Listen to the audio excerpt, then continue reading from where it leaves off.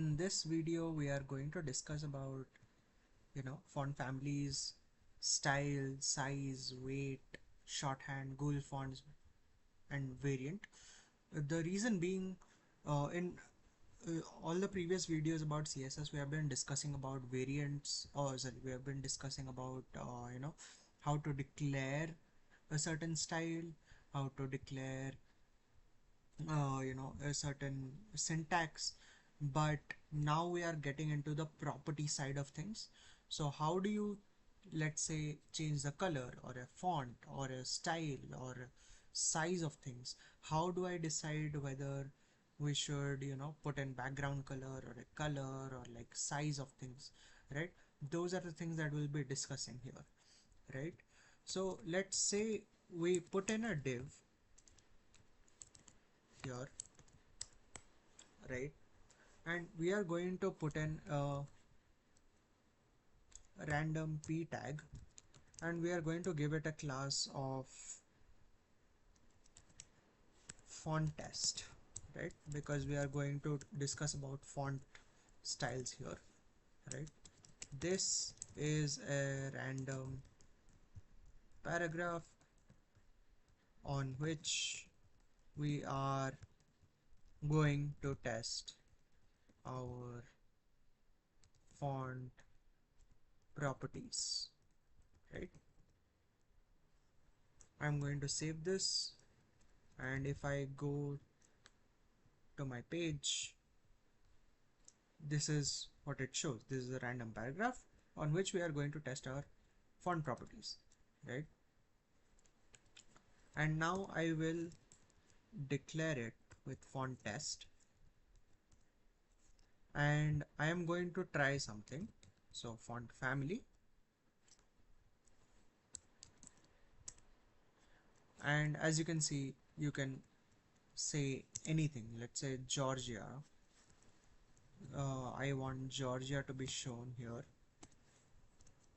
I'll save it, and if I reload, this is being shown as Georgia, right? This is the font style that is there, right? Let's say we want to try a style, right? So if I write something like font style, and I say I want it to be italic, and I go and reload this, it shows as a italicized font, right?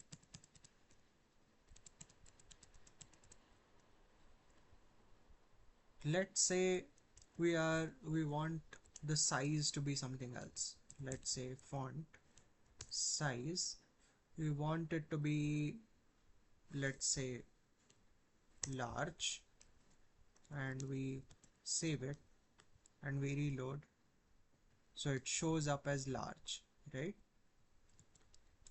So we have defined almost everything that's there, right? Let's say we want to give it a weight as well, right? Font weight, we want it to be something like 800. So it adds some weight into the font as well.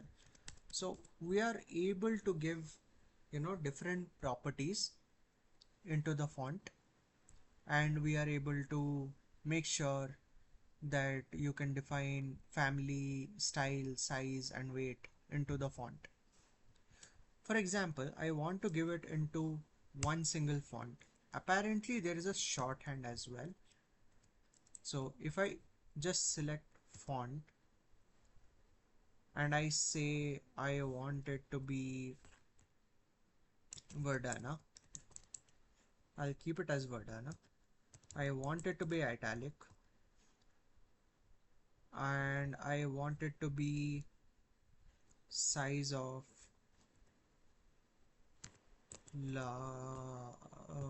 let's say small, and 100 weight, right? Will that work? I'm not sure about it, but let's try it. Yeah, so it works, right? This is a random paragraph on which we are going to test our font properties, and if I inspect it, we'll see that okay, this is not applying, but italics, and the reason being invalid property value. So it's not applying. So we'll check our resources, what went wrong. For example, we'll go to font shorthand. If we go to MDN docs, it says the font CSS shorthand property sets all the different properties. Alternatively, sets elements font to a system font, right? So you can define the size, you can define the font. We'll try something. Let's say we want it to be Georgia.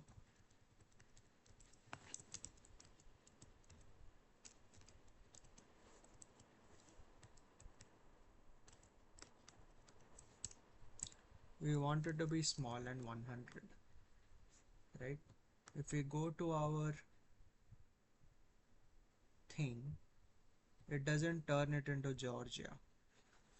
So why is it not working? So I'm going through the MDN docs of this, and the MDN docs says that you can define the font family, size, stretch, style, variant, weight, and all of that. We'll try this again just so we can. So for example, font, I want a size of, let's say, 20px. Okay, 20px be let's say 50px, right? 50px means 50 pixels of size. I want a font style of Georgia, weight of 100, right? And uh, that should work, right? So if I go to my, nothing really changes. Why is that? If I go to my inspect, invalid property value, why is that? I'll take a screenshot of it and I'll ask um, why the font doesn't work to ChatGPT. So if I go to ChatGPT, sorry, ChatGPT,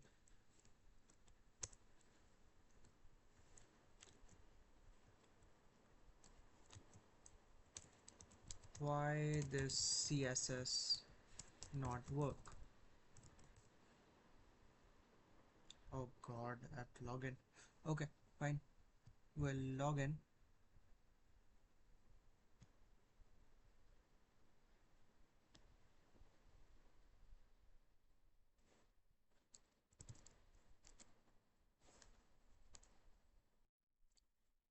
So we have asked ChatGPT about why this CSS is not working. So it's saying the browser is showing a warning icon and striking through your entire font declaration because the value is in invalid CSS shorthand. Your code looks like this. Okay, fine. The font shorthand has a strict required order, and the font weight must come before font size, not after, right? So there is this format that is there, right? So we'll copy this and we'll go back and we'll say okay, fine, and then we'll define this.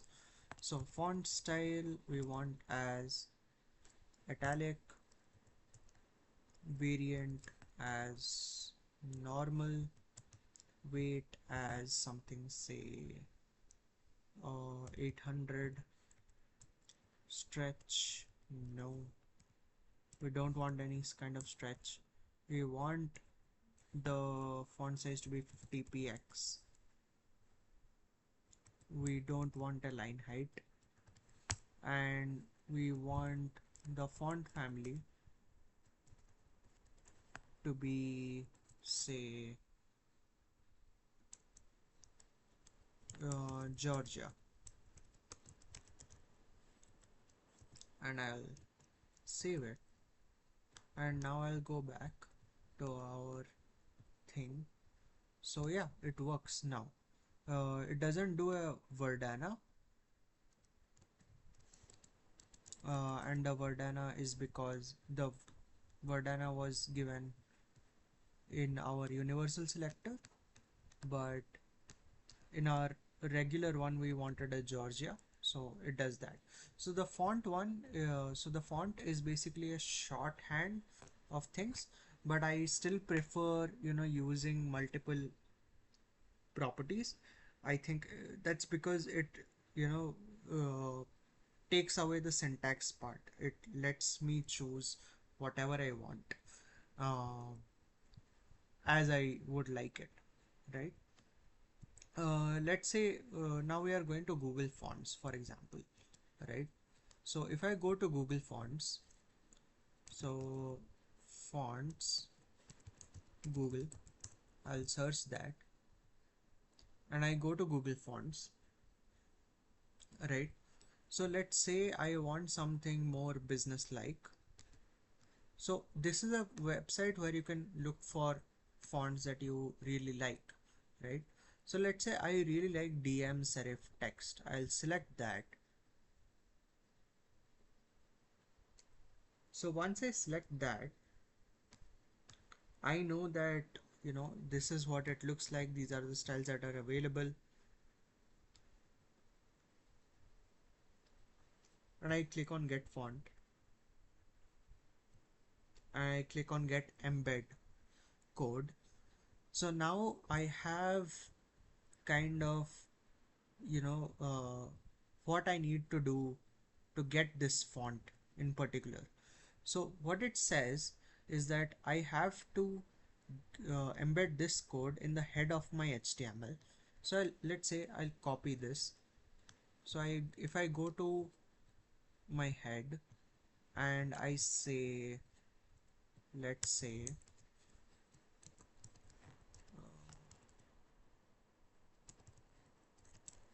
font Google,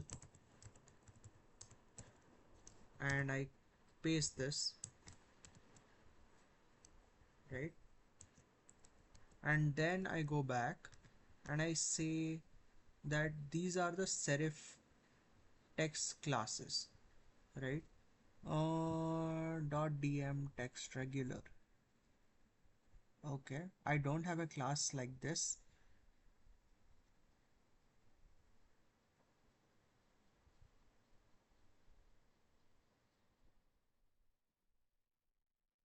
Hmm, interesting.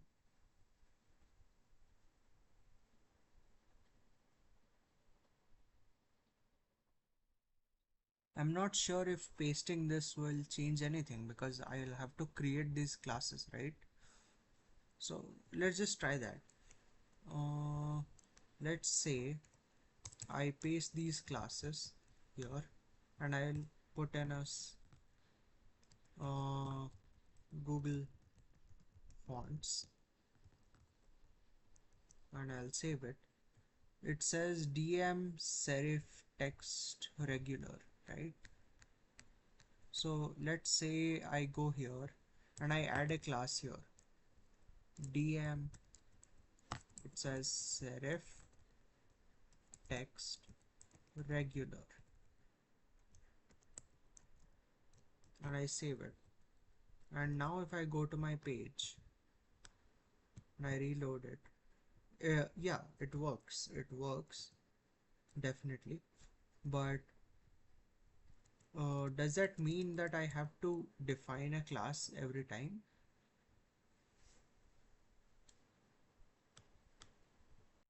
It shouldn't, right? I think it shouldn't, because if I don't define a class also and I just put this, right?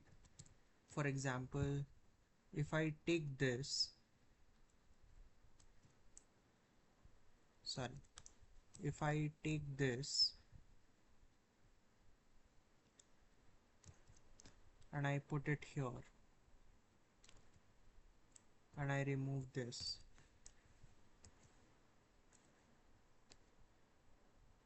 okay, sorry, uh, let's say I take this, actually we'll remove this first, we'll remove this. Let's say I take just this, and instead of the font here, we put it here,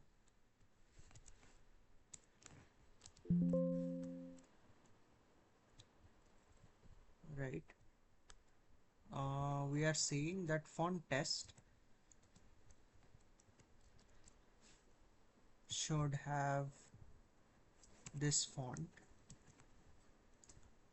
The reason I did this is because since we select classes, and if we are linking it here, we have linked the style sheet here, technically it should pick all the values from these links, and all we have to set is the properties, right? So font family DM serif text, just to confirm, we will keep it as 800, right? Just to make sure that it actually is picking it from here, right? And I am going to save both of these, and let's see if it works. If I go here, it does. So it does pick up on the 800. Yeah, let's say I define a font size here and I say large and I save it. Yeah, it does work. So let's say I say 50px as well. Yeah, it works. So it is picking up from the Google Fonts as well. So the point is, you need this style sheet so that the HTML understands that we are going to a Google font referred in the Google Fonts website, and it is picking all the styles from there, and we just need to define it no matter what class it is, and we just have to define the properties right. So even if you are giving a custom class like font test, and you are giving it font family, font weight, font style, font size, it is picking up all those values and looks from these links that are given here. So it should work all right? So the last part is font variant, which is something that we have kind of tried. So let's say we try font variant, and we can say something like small caps, right? So what it does is it does change the entire thing here. If we create it to normal, it does this. So I'm not sure about the use case of the font variant, but this is what it does. You can define the style of it. Again, not something that I'm quite sure about what the use case is, but yeah, you can define a font variant here. So yeah, we are done with the different kinds of font styling, and in the next video we are going to get into colors and background colors and all of that. So see you in those videos. Have fun.